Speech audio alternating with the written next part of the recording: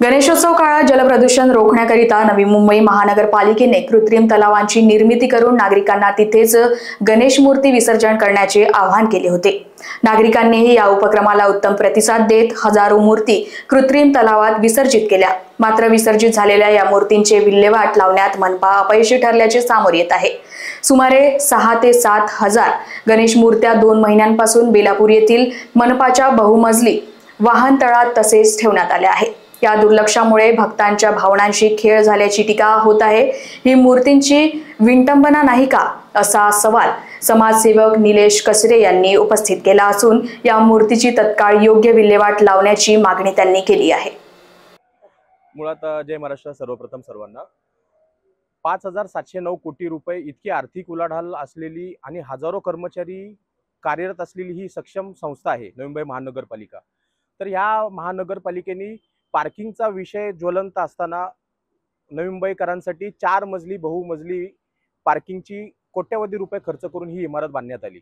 पण जेव्हा इथे वाहन पार्किंग करण्यासाठी जेव्हा नागरिक येत असतात तर ह्या वाहनतळामध्ये बेसमेंटला आपण भाविकांनी विसर्जन केलेल्या सर्व गणरायांच्या मूर्ती ज्या कृत्रिम तलावामध्ये 143 कृत्रिम तलाव मुंबई महानगरपालिकेने आखून दिले होते। ह्या कृत्रिम तलावात जवळपास 6 ते 7 हजार मूर्ती ज्या भाविकांनी विसर्जन घरगुती मूर्ती विसर्जन केलेल्या या मूर्ती ह्या महानगरपालिकेच्या पार्किंगच्या बेसमेंटमध्ये दिसून येतात।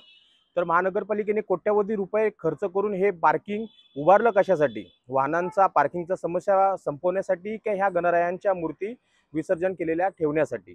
मुळात 9 जून 2025 रोजी मुंबई उच्च न्यायालयाने एक आदेश देण्यात आला होता सर्व स्थानिक स्वराज्य संस्थांना, सर्व महाराष्ट्र सरकारला, की विसर्जन झाल्यानंतर 3 आठवड्यामध्ये तुम्ही विसर्जित मूर्त्यांचं तुम्ही कृत्रिम तलावामधून त्या मूर्त्या 7 दिवसाच्या आत काढायच्या आणि त्याचा तुम्ही SOP तयार करायची आणि त्या मूर्त्यांचा पुनर्वापर किंवा त्याचे योग्य तऱ्हेने विल्हेवाट लावायची। पण एवढी 5709 कोटी रुपये असलेल्या महानगरपालिकेने अद्याप 6 सप्टेंबर 2025 रोजी अनंत चतुर्थी झाली तेव्हापासून आज 2 महिने झाले नोव्हेंबर 2025 पर्यंत महानगरपालिकेने एवढ्या 5 ते 7 हजार मूर्त्या का विसर्जित केलेल्या नाहीत किंवा त्याचं काय करणार आहेत हे सगळ्या नवीनकरांना महाराष्ट्र सरकारला कळलं पाहिजे। मुळात ह्या मूर्त्या ह्या पर्यावरणाच्या दृष्टिकोनातून POPच्या मूर्त्या किंवा त्यांचे कलर असतील, हे कलर कृत्रिम तलावामध्ये आपण नैसर्गिक नॅचरल फ्लोमध्ये म्हणजे पाणी असेल, नदी असेल याच्यात विसर्जन केल्यामुळे हानी पोचते असं केंद्रीय प्रदूषण मुक्त नियंत्रण बोर्डाचं म्हणणं आहे। मग याचं पुढे महानगरपालिका काय करणार आहे, याचं नियोजन कशा पद्धतीने करणार आहे हे सगळ्या नागरिकांना याचा खुलासा दिला पाहिजे। आज ह्या मूर्त्या बेसमेंटमध्ये पडलेल्या असताना फक्त भावनिक श्रद्धेचा वाद निर्माण होत नाही, ही तर प्रशासनाचं एक ढिसाळ नियोजन इथे आपल्याला दिसून येतं। तर माझी महानगरपालिकेच्या प्रशासनाला एकच विनंती आहे की तुम्ही याचा खुलासा द्या नागरिकांना। बघा गणरायाच्या मूर्ती ज्या असतात आपण लहान लेकरासारख्या त्यांच्या वाजत गाजत नाचत आपण त्यांच्या आगमन आणि विसर्जनाच्या मिरवणुका काढत असतो। पण जेव्हा एखाद्या नागरिकाला त्याच गणरायाच्या मूर्ती अशा पार्किंगच्या बेसमेंटमध्ये धुळकात पडलेल्या दिसून येतात तर साहजिकच आहे त्यांच्या भावना किंवा त्यांच्या श्रद्धेशी तुम्ही प्रशासन खेळत असल्याची आमची संतप्त प्रक्रिया आहे।